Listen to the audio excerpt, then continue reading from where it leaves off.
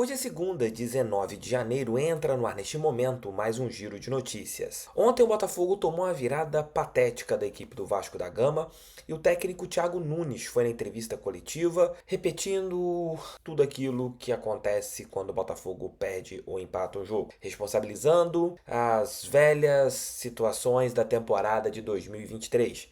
O time psicologicamente está abalado, o time não consegue acordar devido aos problemas que aconteceram, etc, etc, etc. Ele colocou que alguns jogadores chegaram a conversar com ele, depois ele tenta corrigir, falando que pela linguagem de corpo, de que seria melhor alguns jogadores não entrarem em campo. Vou colocar aqui os trechos das falas do técnico Thiago Nunes, irei separar aqui 3 falas importantes dele, quando ele fala do jogo, da maneira que o time toma virada, em que ele realmente acredita que o time vai mal, e depois, quando ele fala a respeito da parte psicológica. Eu vou dar a minha opinião sobre esse tema. Falei um pouco na live pós-jogo e quero abrir e fechar um parênteses. Ontem eu não coloquei a responsabilidade em cima do Lucas Halter no segundo gol, e depois acompanhando eu vi que o Halter falha muito no segundo gol, ele não acompanha, deixa o Damian bem na fogueira, né? O Damian tem uma falha também, mas o Halter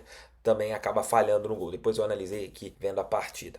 Então, meus amigos, vamos colocar essas falas do técnico Thiago Nunes dentro desse nosso giro de notícias. Tá complicado.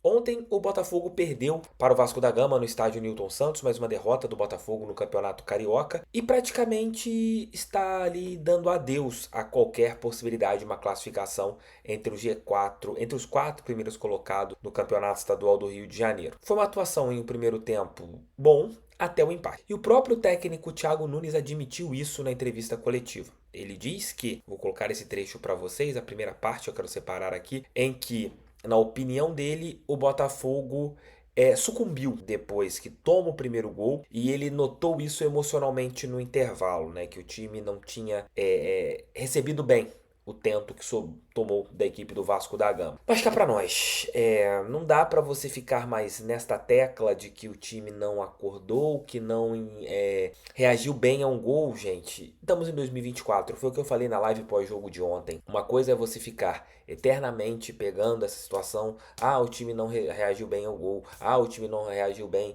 o time não acordou depois do gol, o time não conseguiu se reencontrar. O trabalho do técnico, ele ganha muito bem pra isso. O Thiago Nunes é um técnico bem remunerado para ajustar esses problemas que acontecem, para ele conseguir encontrar soluções, seja da ordem tática ou da ordem psicológica. Não adianta ele ficar responsabilizando os outros e tirando dele da reta. E muitos dos gols que o Botafogo toma, Thiago Nunes, não são por problemas psicológicos, são por problemas táticos. O time é muito mal posicionado defensivamente, o time erra demais defensivamente, cede espaços para os rivais. E quem treina o time do Botafogo não sou eu, não são vocês, é o Thiago Nunes. Tem da parte psicológica? Tem, claro. Ninguém é doido de não falar que o time sente emocionalmente. Mas não é somente isso. Tem também da parte técnica. Vejam aqui essas falas do Thiago Nunes. Daqui a pouco eu volto com outras falas e com outros comentários. A gente está indignado com o resultado, está indignado da forma como sofremos os gols.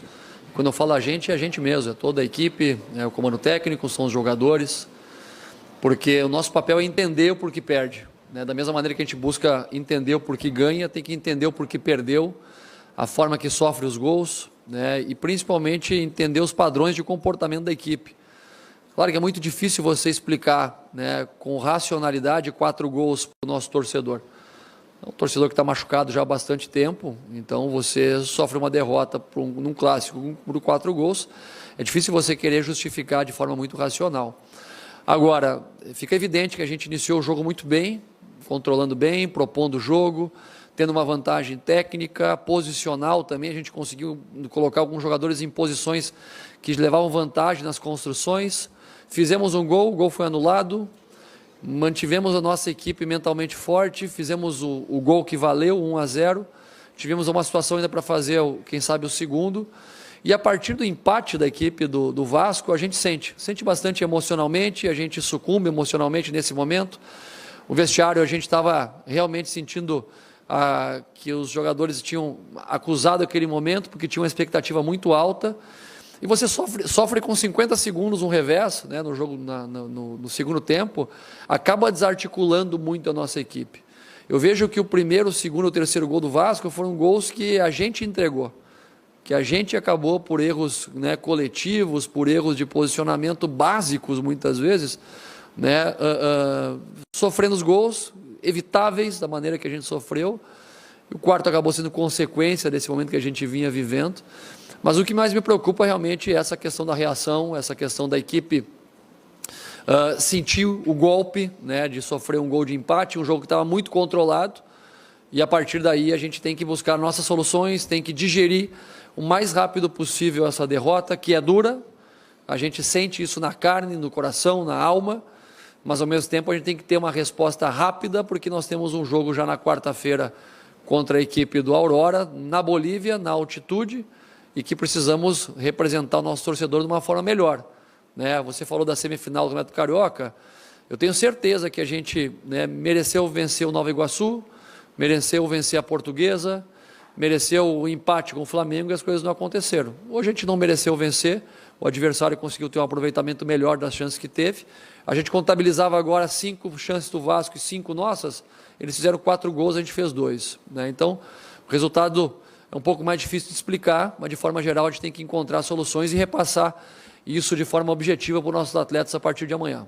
Esse trecho que eu vou colocar agora do Thiago Nunes foi aquele que chamou mais a atenção. O técnico, ele falou dos jogadores que emocionalmente, alguns até mesmo já chegaram a pedir para não jogarem por causa dessa exposição, por causa da parte psicológica, que o time tem que contratar mais jogadores para que mude ali o ambiente. E no meu ponto de vista, é o tipo de situação que não tem que ser falada publicamente, tem que ser falada internamente. O Thiago Nunes, isso na carreira dele, até mesmo rodou alguns prints em grupos do WhatsApp, eu recebi, vou até colocar aqui para vocês poderem ver também, já teve casos parecidos em sua carreira, de que em determinados momentos ele ia em cima de alguns jogadores, falava dos jogadores, que o elenco não tinha reagido bem, que o elenco não fez o quê, não deixou de fazer aquilo acolá, A, B, C, D, F, e tirava o dele da reta. E ontem foi mais ou menos isso. Ele responsabiliza ali o lado emocional dos jogadores em mais uma derrota do Botafogo. Tá complexa. São complexas essas afirmações do técnico botafoguense. Os jogadores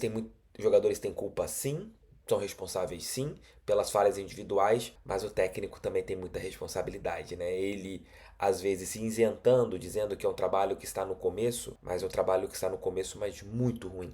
Não é um trabalho nem meia boca, é um trabalho muito ruim do técnico Thiago Nunes. Vejam aí o que ele falou e eu quero saber as opiniões de vocês aqui embaixo. Se ele deveria falar o que ele realmente comentou ali, se ele exagerou nas afirmações, se ele não tinha que ter colocado esses pontos sobre os jogadores, e se ele está sentindo que tem jogador que não está jogando bem, não coloca nem para jogar. Fala para a diretoria negociar. Vai manter um jogador que é frouxo, dá a entender isso, né? O jogador é frouxo dentro do elenco. Vejam aí essas falas do Thiago Nunes e comentem o que vocês acharam. Eu diria que é uma das dificuldades que a gente tem. E se eu olhar em retrospectiva para os últimos 2 anos do Botafogo, né, e aí permita-me, né, de maneira muito respeitosa citar aqui o professor Luiz Castro, que teve muito sucesso aqui no Botafogo. Ele levou quase 1 ano para conseguir levar o Botafogo a um nível competitivo, né, que durou em torno de 5 a 6 meses. Durante esse 1 ano a equipe oscilou muito, teve muitas dificuldades, teve um Carioca também, né, de transformação difícil ano passado, até conseguir encaixar a equipe no início do Brasileiro e conseguir aquela campanha de primeiro turno, que foi a melhor campanha da história do futebol brasileiro, de primeiro turno. Depois, né, essa dificuldade emocional, sim, a gente não conseguiu repetir, né, eu cheguei no final do ano já encontrando esse estado anímico estabelecido. Agora, a gente tem uma memória emocional já do ano passado também, que quando a gente sofre reveses como esses, acaba vindo tudo à tona. Porque por mais que a gente tenha mudado uma parte do elenco, né, a grande parcela da equipe titular ainda é remanescente do ano passado e que acaba somatizando esse tipo de situação.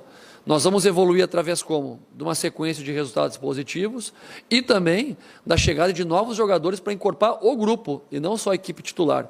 Porque muitos jogadores estão pedindo muitas vezes para ter uma sequência fora da equipe, para parar de carregar essa carga emocional tão forte. E você tem que ter mais jogadores no nível compatível para conseguir manter essa roda andando, o Botafogo competindo em alto nível.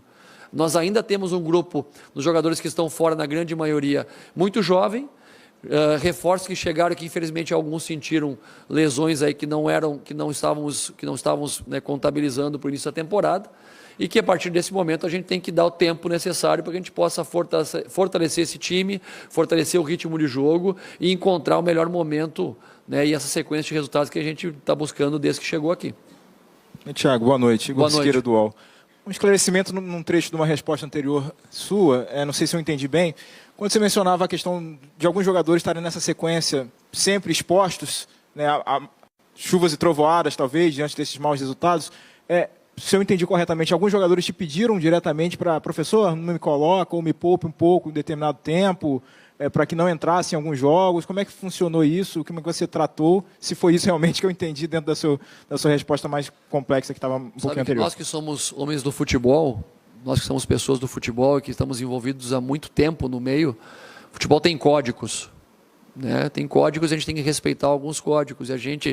E eu, particularmente, depois de mais de 20 anos envolvido dentro de um vestiário, convivendo com atletas, a gente sabe, a gente percebe, dentro e fora do campo, quando o atleta está no seu limite, técnico, tático, físico, mental, que precisa ter um descanso, que precisa parar, sair um pouco da zona de alvo, né, sair um pouco da zona de frente, para poder respirar, ganhar um tempo de se libertar de alguns rótulos que eles vão recebendo durante toda uma temporada, todo um ano, porque se a gente pensar, né, de maneira muito, mais uma vez, racional, o grupo do Botafogo que conseguiu construir aquela fase maravilhosa no passado era um grupo pequeno. O número de jogadores que se repetia na equipe não eram muitos jogadores que jogavam, eram 13, 14, 15 jogadores que rodavam entre eles o tempo todo. E não mudou muito disso, né? A gente mudou alguns jogadores, mas a grande parcela continua jogando, repetindo e atravessando momentos que precisam, às vezes, mais apoio, né? E muitas vezes o apoio é nesse sentido. É você conseguir ter outros atletas que possam assumir durante um certo tempo esse protagonismo e para que esses possam se regenerar, descansar. Futebol é assim, não se faz com 11, 12 jogadores, você precisa ter um grupo, né? E o Botafogo está investindo num grupo. Por isso que eu falo, o crescimento do Botafogo ele está acontecendo. Vai ser agora, vai ser hoje, vai ser amanhã, não dá para mensurar isso. Mas eu tenho certeza que a gente aproxima o crescimento no momento que tiver muito mais jogadores para encorpar esse grupo e onde saia um entre outro do mesmo nível, e aí você consegue realmente construir essa regularidade que tanto a gente busca. Oi? O cara chegou a te pedir? Não, eu falei que existem códigos, né? E códigos têm a ver com leitura, com experiência, com ambiente. Tamo juntos, meus amigos, tamo juntos, minhas amigas. Mais um giro de notícias. Hoje ali por volta de meio-dia teremos o nosso almoço com o TF, resenha com o TF, hoje com três convidados na realidade, né? 13 horas, o técnico PC Guzmão. Tô quase completando ali a listinha de todos os campeões de 95 que já foram no resenha com o TF. Hoje, Jamir, volante campeão em 95 pelo Botafogo, ao lado de André Silva, que vai voltar lá, presidente do Instituto Glorioso. Vamos conversar sobre o Botafogo, sobre o Instituto Glorioso. Vamos saber ali várias histórias também das carreiras de ambos, tanto de Jamir e também de André Silva. Tamo junto, gente. Tá complicado. Espero que quarta-feira nós tenhamos boas notícias, né? Com uma vitória, né? Valeu e fui. Tamo junto sempre.